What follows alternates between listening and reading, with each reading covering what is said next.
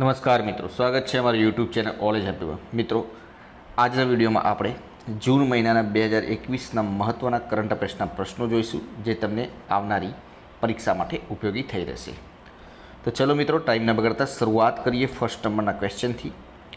Corona કાળ દરમિયાન માતા પિતા બંનેનું મૃત્યુ થવાથી નિરાધાર બનેલા બાળકોને સહાય આપવા માટે રાજ્ય સરકારે કરેલી યોજનાનું નામ શું છે? મુખ્યમંત્રી બાળ સહાય યોજના, જેમાં 18 વર્ષ સુધીના બાળકને દર મહિને 4,000 રૂપિયા મળશે. બાળકો ભણે ત્યાં સુધી લાભ મળશે. બાળકનું કુટુંબ ગુજરાતનું મૂળ વતની હોય કે 10 વર્ષથી ગુજરાતમાં કાયમી વસવાટ કરતું હોય તેવા બાળકોને લાભ મળશે. આગળનો ક્વેશ્ચન. બિહાર રાજ્યમાં ડીએસપી બનનારી પ્રથમ મુસ્લિમ મહિલા કોણ બની? રઝિયા સુલ્તાના. કોપા અમેરિકા ફૂટબોલ ચેમ્પિયનશિપનો પ્રારંભ ક્યાં થયો? બ્રાઝિલ ખાતે. 30 મે એટલે ગોવા સ્થાપના દિવસ. બેલગ્રેડ ઓપન 2021 ટેનિસના વિજેતા કોણ બન્યા? નોવાક જોકોવિચ. એનિમિયા ફ્રી ઇન્ડિયા ઇન્ડેક્સ 2020-21માં કયા રાજ્યે ટોચનું સ્થાન પ્રાપ્ત કર્યું છે? મધ્યપ્રદેશ. ભારત પાસે પરમાણુ હુમલો કરી શકે તેવી એકમાત્ર સબમરીન છે જે રશિયાને પરત કરી રહ્યા છીએ. આ સબમરીનનું નામ શું છે? INS ચક્ર. આગળનું ક્વેશ્ચન.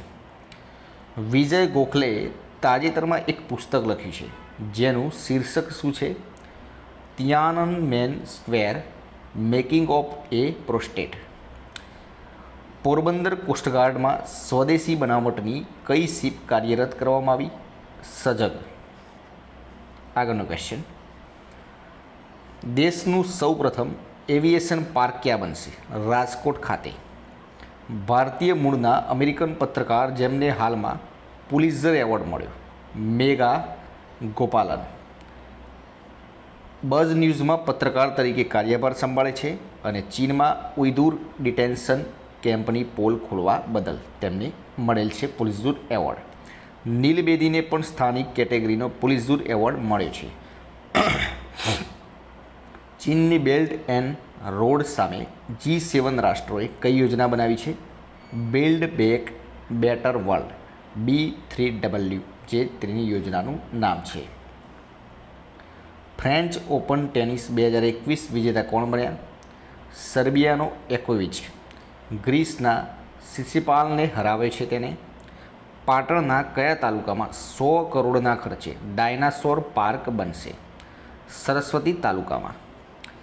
ભાજપ અધ્યક્ષ CR પાટીલે RSSના પ્રચારક દિલીપ દેશમુખના પુસ્તકનું વિમોચન કર્યું. આ પુસ્તકનું નામ શું છે? મારી લીવર ટ્રાન્સપ્લાન્ટ યાત્રા થર્ડ ઇનિંગ. ઇઝરાયલમાં નવા વડાપ્રધાન કોણ બન્યા? નેફ્ટાલી બેનેટ. બ્રિટિશ સરકારે સ્કૂલમાં ફ્રી પીરિયડ પ્રોડક્ટના પ્રચાર માટે પ્રતિષ્ઠિત member of the order of the British empire MBE award કોણે આપ્યો? ભારતીય મૂળની અમિકા જ્યોર્જને આ એવોર્ડ આપવામાં આવ્યો છે. 13 જૂન એટલે આંતરરાષ્ટ્રીય આલ્બિનિઝમ જાગૃતતા દિવસ. તાજેતરમાં કેરળમાંથી કોફીની નવી પ્રજાતિ મળી આવી છે. તેનું વૈજ્ઞાનિક નામ શું છે? એર્ગોસ્ટેના ક્વોરેન્ટાના. ફ્રેન્ચ ઓપન મહિલા સિંગલ ટેનિસના આ વર્ષના વિજેતા કોણ બન્યું? બાર્બોર ક્રેઝિકોવા. અને હા મિત્રો, જો તમે આની PDF લેવા માગતા હોય તો ડિસ્ક્રિપ્શનમાં ટેલિગ્રામ ચેનલની લિંક આપેલી છે, જ્યાંથી ટેલિગ્રામ ચેનલમાં જોડાઈ જજો. કાલે સવારે તમને આની PDF પણ મળી જશે. ઓલિમ્પિક માટે ક્વોલિફાય કરનારી આસામની પ્રથમ મહિલા કોણ બની? લવલીના બોર્ગેહિના. 8મું આંતરરાષ્ટ્રીય નાઇટ્રોજન પહેલ સંમેલન કયા દેશમાં આયોજિત કરવામાં આવ્યું હતું? જર્મનીમાં. ગ્લોબલ વિન્ડ એનર્જી કાઉન્સિલના અંદાજ પ્રમાણે 2021થી 25 દરમિયાન પવન ઉર્જા થકી કેટલી વીજળી ઉત્પન્ન કરવાની ક્ષમતા હાંસલ કરશે? 20 ગીગાવોટ. રશિયા વિશ્વની સૌપ્રથમ ખુલ્લી સ્ટીલ્થ વોરશિપ બનાવી રહી છે. સ્ટીલ્થ એટલે શું? રડારમાં ન દેખાય એવી. કયા રાજ્યની સરકારે પ્રાણવાયુ દેવતા પેન્શન યોજના શરૂ કરી છે? હરિયાણા.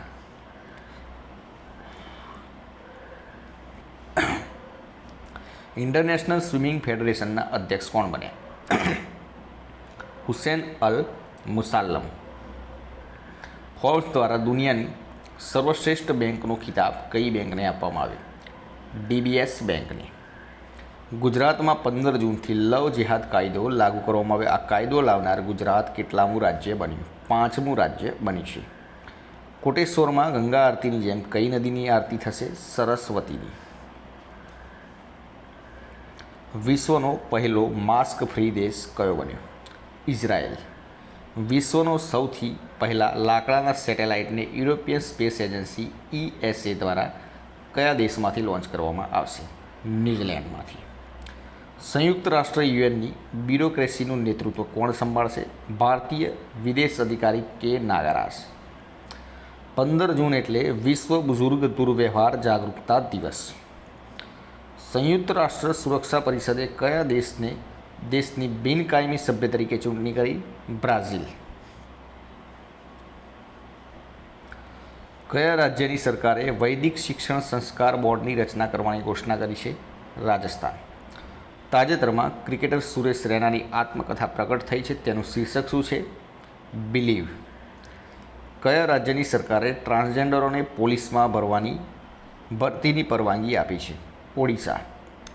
કયા રાજ્યની સરકારે ભારત રત્ન અને પદ્મ પુરસ્કારની રાજ્ય કક્ષાની આવૃત્તિ શરૂ કરવાની ઘોષણા કરી છે? આસામ.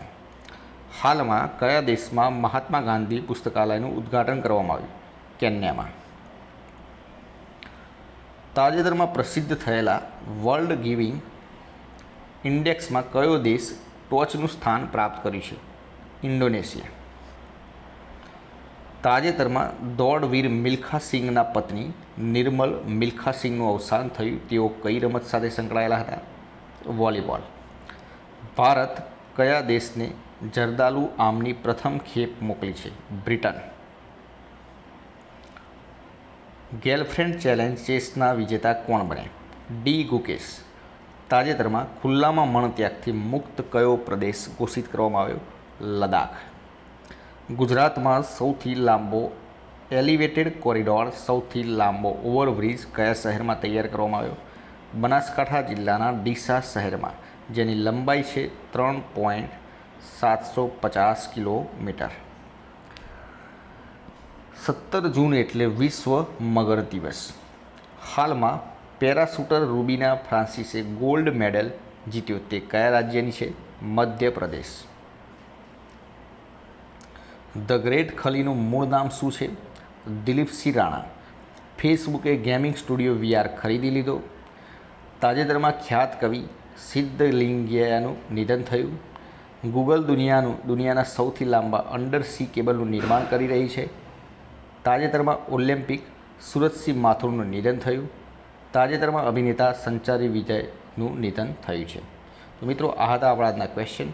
વિડીયો પસંદ આવે તો લાઇક કરજો, પોતાના મિત્રો જોડે શેર કરજો, ચેનલને સબસ્ક્રાઈબ કરવાનું ના ભૂલતા, જેથી કરીને આવનાર દરેક વિડીયોની નોટિફિકેશન આપને સૌપ્રથમ મળી રહે અને આપની તૈયારીમાં વધારો થઈ શકે. કાલે ફરીથી નવા વિડીયો સાથે મળીશું. જય હિન્દ, જય ભારત.